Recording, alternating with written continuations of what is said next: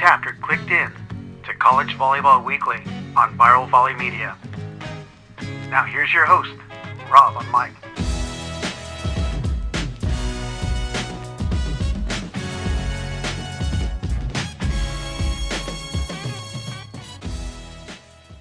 Good day, everyone, and welcome to College Volleyball Weekly Beach Top 20, episode 267.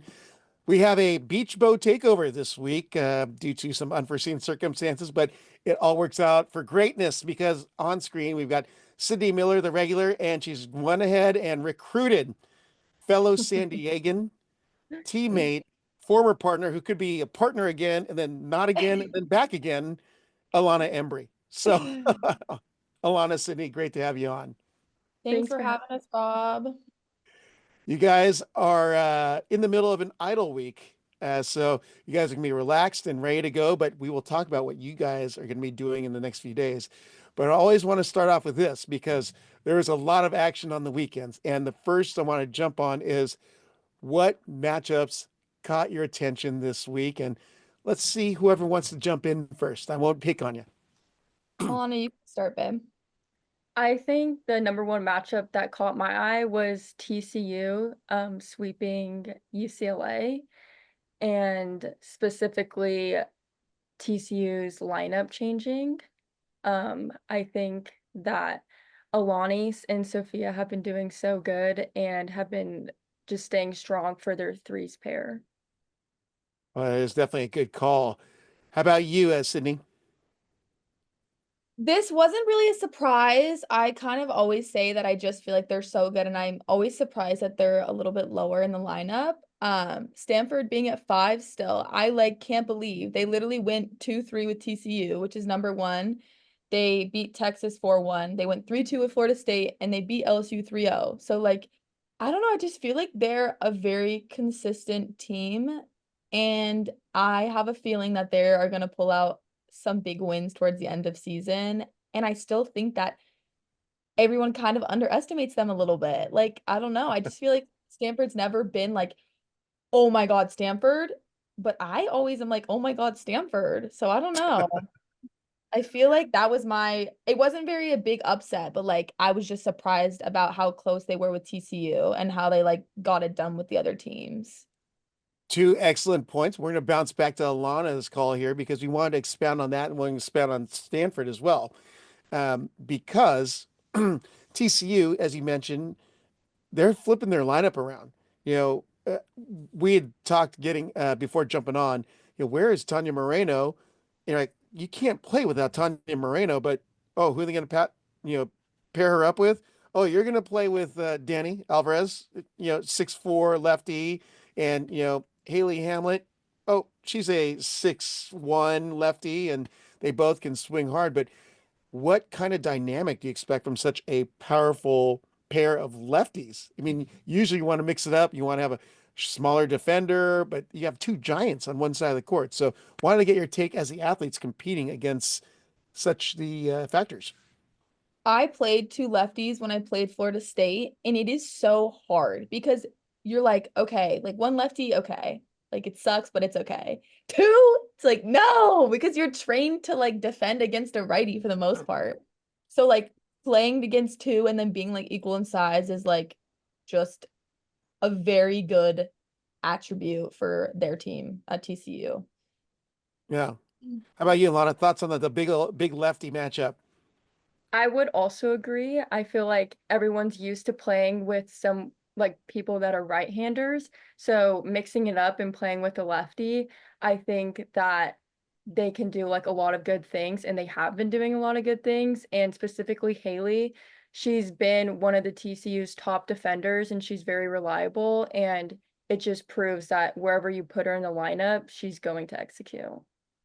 Well, Haley's got a wicked arm swing. You thought Danny had a heavy arm swing. I think Haley is it's like a different kind of ball she hits, but it's fast and hard as well. So excellent calls, though. Receiving the ABCA pair of the week, we just found out, was Alana Navas, and I'm going to butcher her name in a big kind of way. Sophia Izuzkiza. She's Say that fast. But anyway, Look at that. But if you've seen Lonnie play, she is a fiery defender. She's 5'6", 5'5", but she is not afraid to swing at the ball and a very aggressive, great shots.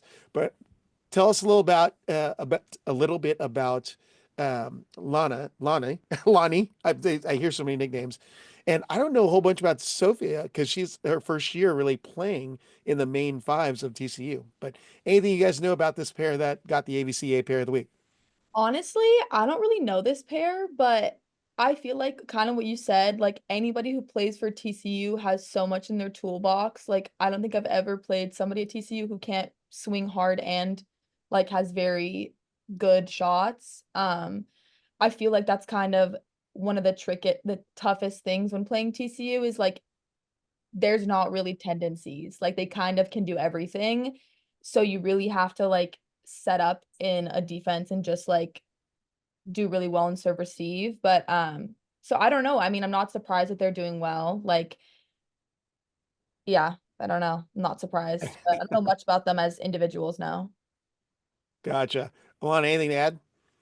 I believe Sydney and I played Lonnie at the threes when we played against TCU, and she's just very well-rounded. She can dig, she can pass, she can shoot anywhere she wants, and she can swing. And so it was very tough being an opponent against her, but she has a lot of energy, and I believe she's one of the pairs from TCU that did get split up, but I think with her energy, Hmm. she can play with anyone and uplift them and make them um have a lot of confidence. Yeah. Is she the Actually, or the oh, defender? who's that? Maria or Lonnie. Lonnie? Yeah.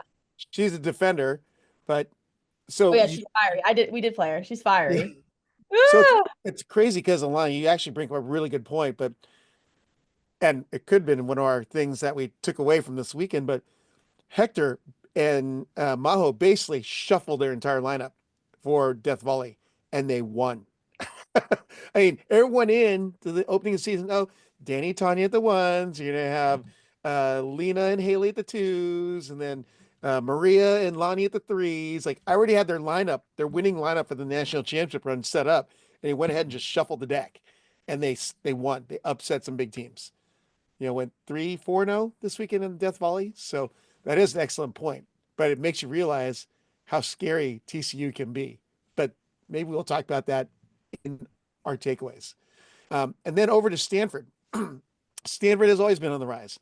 Year Yeah. one of the show, Charlie Ekstrom, first contributor on the show, they came in at number 18. They finished in the low teens, which was great for the program.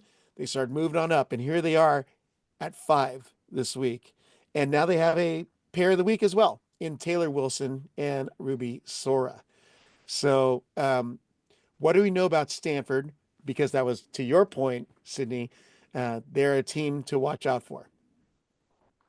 No, yeah, for sure. I think they're similar with TCU. I think Stanford always does a good job of moving around their lineup when maybe they're not winning duels that they think they can win. I know their lineup is completely different from when they first played us in Hawaii. And I also think that they have a lot of good freshmen. Like I'm pretty sure I know Avery Jackson is still in. She has a new partner now. We still Hmm. have Clara and Chloe in. So there's lots of good girls on that team that like are still young but have a little bit more experience. So that team is deep and I definitely see them just like finishing super strong. Yeah, for sure. How about you, Alana? I would agree. I am aware that they've had a lot of changes between their one, twos, and threes, but I think that their returners do a good job playing with their freshmen and like leading them. For example, Kelly Bellardi, she was, I believe, paired with Avery Jackson, but Hmm. she's just such a well-rounded person and player, and just I don't know. I think that they can do a lot with their returners. That's right. Kelly Bellardi, a contributor, a on the bench this year, but definitely solid. Got that great pick with Sydney beginning at the outrigger in Hawaii this year. But yeah, Stanford, another team that has shuffled their lineup again. Avery was with Kelly, and now Avery's with Brooke Rockwell at the ones as a freshman, and they're winning. So Andrew Fuller getting some really good results by shuffling that lineup up. But Kelly, the utility player defender, can play with anyone. I feel like anyone she plays with she makes better. I agree. So Yeah, for sure. but yeah, definitely two good teams that are great picks. I'm gonna throw one on there myself. Throw one in there, Rob. You know, I feel like they've been kind of ignored this season, or just because they didn't have that tough a week. But after seeing LMU at the East meets West and East versus West, which is Manhattan Beach to Austin, that team will get you. Twos through fives for sure. And if the ones can grab one here and there, they're going to be a very hard team to stop. They're big and physical. They didn't even have Julie Paletti back this week because she's been playing in FIVBs, and she's a fives player with Tana and Rosenthal. So, they have players not fully in their lineup. They're plugging and playing, and they're still winning.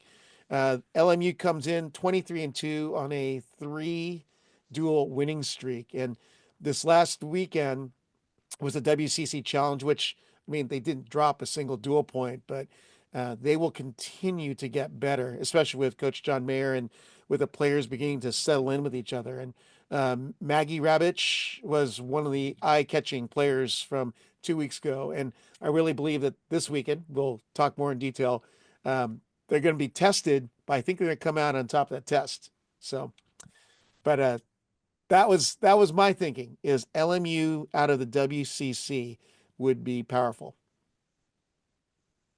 I agree with you. I think it was interesting. I think they've been like one of the strongest teams, but they had their first upset or they got upset I think it was in the Death by Volley 2 weekends ago. Yeah, by Texas. Talk about that a That was little bit. Texas at the East meets West, and that was high drama.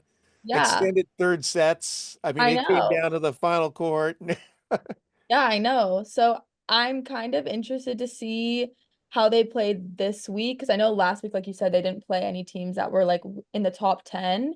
They still did a really good job of, keeping clean scores of 5-0s, but I'm interested to see what they do this week. Yeah. Alana, anything to add on the LMU? I would agree. I think that playing teams that aren't ranked like in the top 10 or top 20 and being able to sweep them and handle business is really important, and they did that. Yeah. I'm Yep. also excited to see what they do in Laguna. I know this is one of those topics that's kind of like, oh, should we go there? But people are talking about it. The AVCA poll came out this week, and USC dropped back to, I believe, 7 off the top of my head. I have one of the screens up here, but I believe it is 7. But we know they're a good team. Everyone knows they are loaded. But, being that both of you been in your third, second seasons, they're all in their first season for the most part, and with a couple of grad students thrown in and older students. But how potent and what's the potential of that USC team? I think it's tough because when you're 3-time national champions, like you're 4. Oh, you're right. 4, right. You're expected like a good amount. Like back to back is crazy. Back to back to back is crazy. 4 times is crazy. So I think like naturally everybody holds them to a higher standard if they like it or not. Like unfortunately, that's kind of at the end of the day what it is. And like you said, it's kind of interesting because Stanford's 16-6 and they're 5, and USC is 16-6 and they're 7. So I mean, I know it kind of depends who their losses are to, but I don't know. I think that I just know that in the past they've had such strong leaders, and not that they don't have strong leaders this year. I just think that um it's just I think it can be really hard to go from, like I said, being such like a huge team and everyone kind of gunning for you and then like not have any huge leaders. It can be hard to step into that role. So I don't Yeah. know what I expect from them. I just feel like How there's about you, other Lana? teams Oh, that sorry. have, no, you're good. I just feel like there's other teams that have way more like, what's the word? Like veterans that are just like used to the pressure and have always been like a top program behind USC in the past, but like they're like kind of flourishing this year more than they have in the past, maybe. Yeah. Yep. How about you, Alana? I think, like you said, that they're all very young and they're getting all the experience. And unlike a team like Stanford that pairs their freshmen with seniors, like they're all learning together. And Hmm. I think I'm excited to see what they're gonna do within the next 2 to 3 years. Like when they're all seniors, they're gonna be a very lethal team. And they're already a good team now, Hmm. knowing that they have majority of freshmen. Yeah. Well, and looking at our notes, Ashley Pater and Kennedy Coakley, a freshman and the sophomore paired up together playing at the twos is pretty amazing. And I believe I mean, I had their record pulled up. I believe they're like 9-1, or it's a pretty incredible record. And the same pair is playing in AVPs, placing in the top nine. So I mean, they're only going to go up from here. And Coach Dane is going to have them dialed in come NCAAs, Yeah. which is in 3 weeks, which is crazy. So, but the number one pair is Maddie White and Zoe Henson have always been one of those eye-catching pairs for me, just because Zoe's so athletic, Maddie's such a great jumper, and they're always in the fight, but he's just falling short at the end on certain duels. But I mean, they're 1 or 2 points of getting the victory for SC at the ones. So, they're definitely a fun pair to follow. Um, any other teams catch your attention during the week? If not, I will throw one in there again as well. Go for it. You're ready. Go for it. Well, let's see. We'll go to Long Beach State. They are the lone Big West team that traveled out to Death Volley. And unfortunately, they came out with losses across the board. But Megan Wider and Demi Wagdy had a great week out there. They were 3-1 in Death Volley, and you have to look at who they faced: Texas, TCU, LSU, and Florida State. All very high reputation teams, and going 3-1 says a lot for them. Let's see, they're 15-9, I believe, overall, and they've just been playing really well. Megan, a big lefty. Demi, the smaller defender, but with great shots and great defense. Good for the beach, but unfortunately, Death Volley was just too tough for the entire Long Beach State team this year. So, thoughts on Long Beach State? You guys can tone it back, because I know that you're conference competitors and you don't want to stoke the fire too much. No, there's no fire to be stoked. I think that Demi and Megan are like a very good pair. I think it could be beneficial for Long Beach to potentially move them up to fours. I think that they are handling at fives, and I think that it could be a good opportunity for their team and for them as athletes to kind of step into that role, and also to give Demi a little bit more of like what it feels like to be a little bit higher in the lineup, just because I know that Megan's graduating this year and Demi's a freshman. So I think it could be a good opportunity to lengthen her experience and what it feels like to potentially be in tighter matches, because the games that they're winning, I don't think that they're close. Like at least the ones that I've watched and the ones that I've kept up with. Mm-hmm. How you, Lana? You've well, in your entire career, you've been experiencing Long Beach State, but where have you seen that development of that team? And are they up right where they're at, or are they kind of developing still in the building phase, or are they a top contender? I think some parts of their lineup, they're still trying to reach like their full potential, but Taylor and Malia, obviously, they're such a good pair together and they're um they're reliable. And then Megan and Demi, I didn't get to see them play a lot, but I've heard from others that they balance each other out so well. And I played against Demi in Alabama, and she's such a good defender. And she actually reminds me of Malia, like a little Malia. Like she is so shoddy, and her defense is just so good. Oh, great call. Well, with that, there are other teams that had other tournaments, but we wanted to focus on those ones because we actually wanted to talk about Death Volley. 8 brutal teams in the top, I believe, the 12. And unfortunately, if anyone was watching, weather was not cooperating out there. They spent the first day playing to completion, and then they moved Saturday to play to clinch, which means they were just it was a race to get these duels done. And that's why TCU, you see a 3-0 sweep of UCLA and 3-1 results. But man, how's it like playing in those kind of conditions? You know, they had rainstorms coming in on that Friday, but they still were able to get everything. But what kind of experience is that playing at LSU, you know, the famed Death Volley against solid teams across the board? I've personally never played at LSU, so I can't really say too much about their facility, but I know like with playing at Queens, we have like crazy weather sometimes, and like when you play against such good teams, it's already hard to play good volleyball. Like with practicing your fundamentals, and it's so frustrating practicing your fundamentals every day and practicing and then not even being able to play the way you normally play because the weather is a certain type of way. So no, it definitely is a factor. I think whoever, can be the most consistent and kind of use it to their advantage definitely always pulls out. But yeah, it's never easy to play when there's bad weather for sure. Gale force winds, moving the nets and balls Awful. everywhere. Oh my gosh, it's horrible. How about you, Lana? Did you have something to add in there?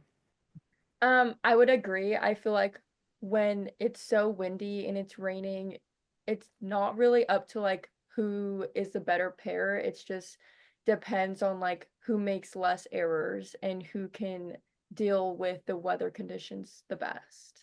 Mhm. Yep.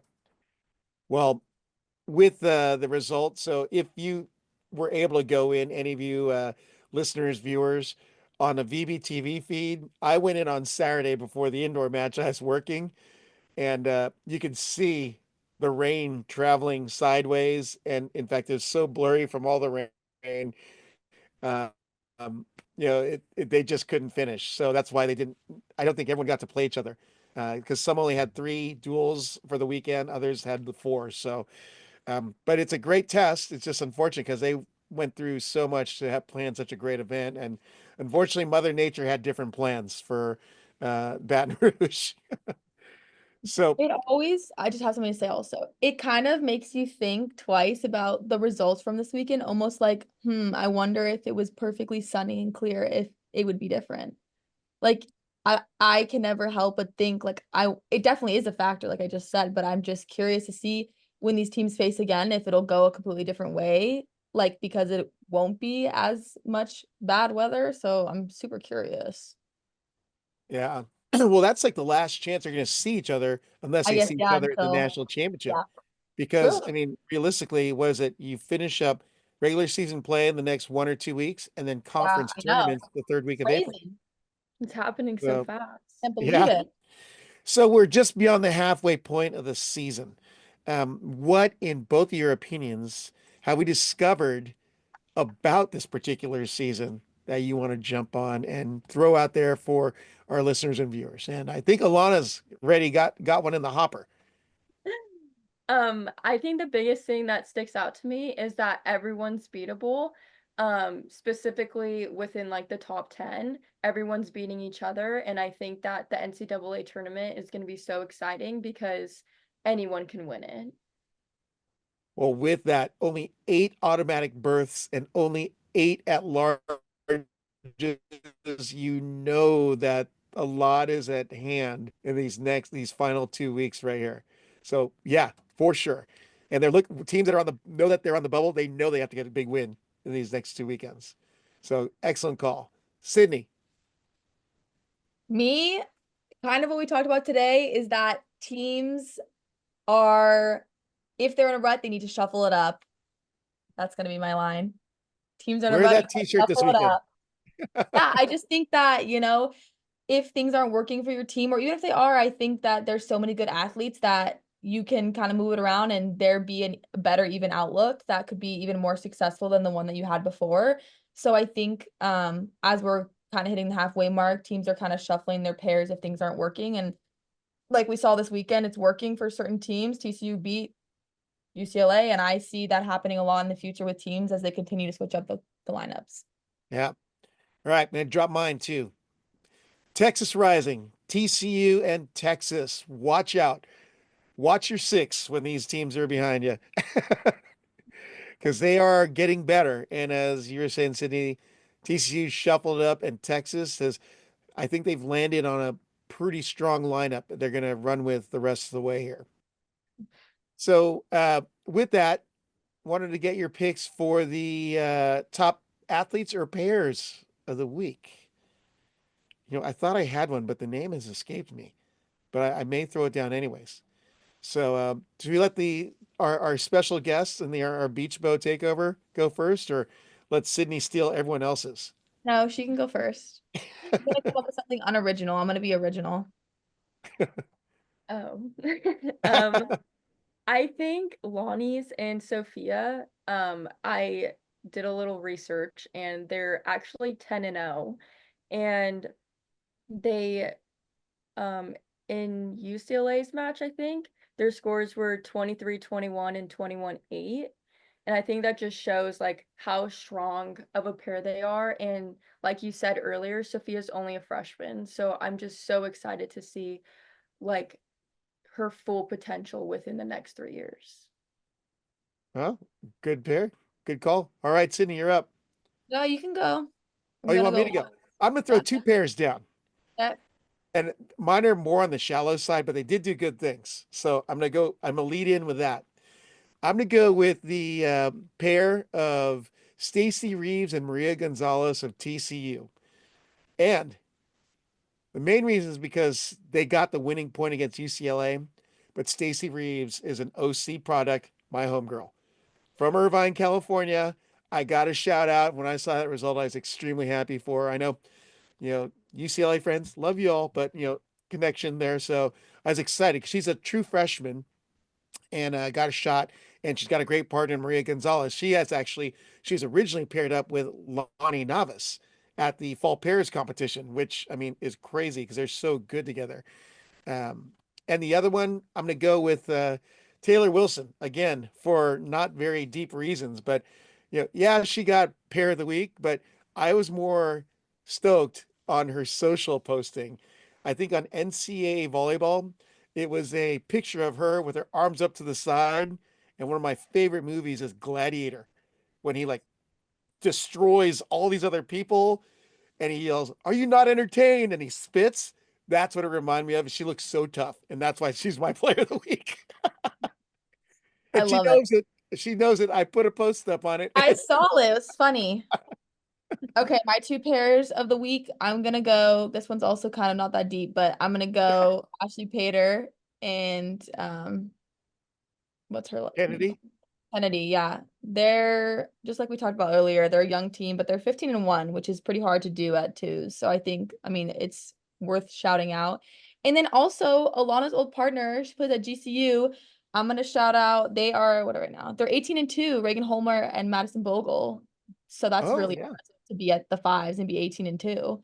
So I'm excited to see them in the future. We don't play them this weekend, but the next weekend on senior weekend. So I'm super excited to see them play because obviously her and Alana had a really good season together. So she's 100% capable of being an awesome player. So I'm going to give them the shout out. GCU's coming to Hawaii. Yeah, Yeah. GCU Cal. Ooh, I the Drake know. sisters are on fire too. The Drake sisters. Oh my gosh. But that was 2 weeks ago. They would have been my pair 2 weeks ago, but I forgot about it. My bad, Drake sisters. So, anyone else you want to drop? Because if not, we're gonna go to our final topic.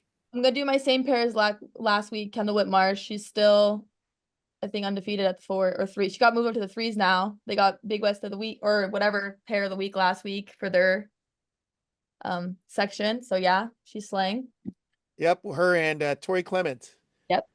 So good choice. Alana played Tori, but not with Kendall. She was with somebody else. She's really good. Yep. Well, let's go to our what's coming up. I'm going to focus on this because it is kind of a big deal. The best in the West. I believe it's the third or fourth time they've had it. Cal Poly's been there every year. I think Hawaii's been there now 2 years in a row. But they have some pretty crazy teams coming in this week into Laguna Beach. UCLA, LMU, Stanford, USC, Hawaii, Stetson from the East Coast, North Florida, who is on a 17 or 18 match winning streak right now. Um, Cal Poly, Washington, and Long Beach State. Ladies, a tough schedule this weekend for a lot of teams. But what do you guys think about playing in this best in the West in Laguna Beach this weekend? I think our Uh-oh, team is really frozen. excited. Did you say me first? Yeah. Yeah, whoever. Okay. Yep. I think our team is really excited. I think we're playing only teams that are ranked above us, so there's a lot of opportunity to, upset, and we kind of have nothing to lose. So I think we're playing Stetson, who's 16, USC, who's 4, last time we checked was 4. There's 7 now. UCLA, who's now 2, Cal Poly, who's 6, and then North Florida. So it'll be Easy interesting. line, easy weekend for you. Easy weekend, you know it. Yeah, it's April Fool's. It's not easy weekend. Thank you. Um, anyways, so yeah, I think we're all super excited and kind of just ready to see what we can do as a pair and in a new environment. It should be exciting. Yeah. All right. How about you, Lana? Thoughts on the best in the West this weekend? I agree. I've also never played in Laguna, so I'm very excited to Wait, be you're from San there. Diego. You've never been to Laguna? I've never played collegiately in Okay. Laguna. And I heard the weather's supposed to be super nice, so it should be a lot of good volleyball, and I'm excited for our team, but I'm also excited to see the other matchups, and it's going to be a lot of good volleyball. Yeah. Well, see, we don't get to see a whole bunch of the smaller Florida schools come out, so I'm excited to see North Florida and Stetson. I've seen Stetson before. They come in with an 18-6 record, but on a 6 dual winning streak. North Florida, though, is the one that blew my mind away. They are 17-1, which is a 944 winning percentage on an 8 dual winning streak. Their best win was against number 14 FIU, but then they lost at the time number 20 Stetson, but that was early in the season. But I dove a little bit deeper to see what pairs are doing it. At the twos, Maddie and Mari Sanchez, and at the ones, Kenzie Murphy and Presley Murray, 12-0 and 15-3 records. Oh, nice. So I'm really excited to see what they bring against the West Coast teams. So, um, how about for Hawaii? Without letting any cats out of the bag or anything, how are the Beach Bows looking for this coming weekend? I think we are taking a page out of some other schools' books. I think we're switching it up a little bit this weekend, and I think it's going to be good. Um, and that's all I'm gonna say. How about you, Alana, without letting the cat out of the bag again? I don't really know what to say because I'm scared I'm going to let the cab. I know that we're all excited and it should be a fun weekend. Now, are you guys going to end up scouting Cal Poly and Long Beach State, being that they're the other Big West schools in contention for the title? I mean, we always have an eye out for them. We're actually playing Cal Poly this weekend, so we'll definitely be scouting Cal You are. Poly. Yeah, we are. So that's So going to count for Big definitely, West then. yeah, I guess. So we'll definitely be watching them, and then we always kind of have an eye on who's Long Beach is playing and who is where and what the results are. So definitely Excellent. Um, when do you guys fly out? tomorrow morning. Oh, Guess excellent. who's roommates? Me and Alana. Well, with that, that wraps up our Beach Boat takeover of College Volleyball Weekly Beach Top 20, episode 267. Alana Embry of Hawaii, along with teammate, pairmate, potentially, Sydney Miller, without letting the cat out of the bag. Um, looking forward to seeing you all this weekend. And Yeah. going to be phenomenal play down there. So if you guys are anywhere near Laguna Beach and can stop by Friday, Saturday, or Sunday, you got to go down. This is easily, dare I say, probably the best tournament this weekend. That'll be in college volleyball. And you can't, everyone's in the top like 18. So you're not going to top that. And people are going to be mad from upset losses from previous weeks, and people are shuffling things around. So, and you'll see these two on the court potentially Love. ones, twos, threes, who knows at this point. But again, Sydney Miller and Alana Embry of Hawaii. I appreciate you all coming on and jumping on College Volleyball Weekly. Yay, thanks, Rob. Yeah. Thanks for listening to College Volleyball Weekly. Be sure to follow Rob Aspero at the Rob on the Mic on Instagram and at Rob on the Mic on Twitter.